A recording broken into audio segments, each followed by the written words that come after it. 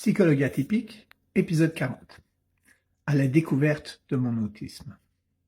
Je suis un psychologue qui a reçu un diagnostic de TSA à l'âge de 59 ans. Je suis aucunement expert en autisme. On va juste dire que l'autisme est devenu un de mes intérêts spécifiques.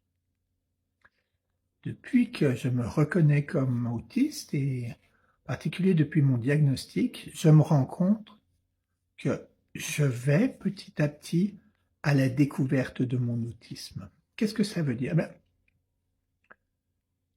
Je vois que j'ai des manières de fonctionner qui sont là depuis tellement longtemps et clairement différentes des autres que soit j'avais intégré ces différences au point où je la reconnaissais même plus, soit encore tellement cachée que je me la cachais à moi-même.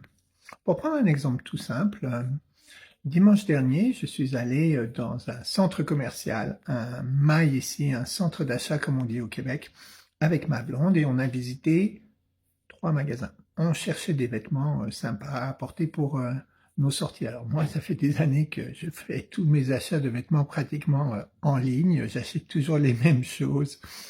Ça me dérange quand il y en a plus sur le site où je vais. Et j'attends que les mêmes vêtements, aux mêmes tailles, les mêmes couleurs soient de nouveau disponibles parce que je trouve qu'ils me font bien et puis c'est moins fatigant. Alors là, j'y vais avec elle, ça lui fait plaisir, c'est le fun. Et on reste en tout 2 heures et quart dans ce centre commercial où il y avait quand même du monde. Et vers la fin, je commence à sentir que je me sens fatigué. Alors ça, c'est quelque chose que je m'autorise depuis que mon fils lui-même, quand on va au supermarché, au Costco, au bout d'une heure des papas, là, je suis près de la surcharge. Je me dis, ah, tiens, est-ce que moi aussi je peux être en surcharge? Et je sors du centre commercial, on retourne vers notre auto, et je bâillais tous les 3 pas. J'avais l'impression qu'un rouleau compresseur m'était passé sur le corps et je m'endormais tout debout. Pour rentrer à la maison, je m'endormais au volant. Bon, je me suis pas vraiment endormi, et je me rends compte que cet état de fatigue énorme était dû simplement à la surstimulation d'être présent dans le magasin. C'est une expérience que je connais tellement bien que dans le passé, je ne la reconnaissais même pas.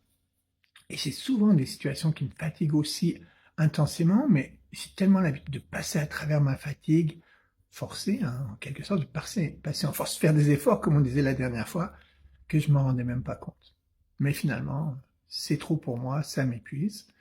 Et c'est vraiment cool d'aller comme ça à la découverte de mon autisme. À plus!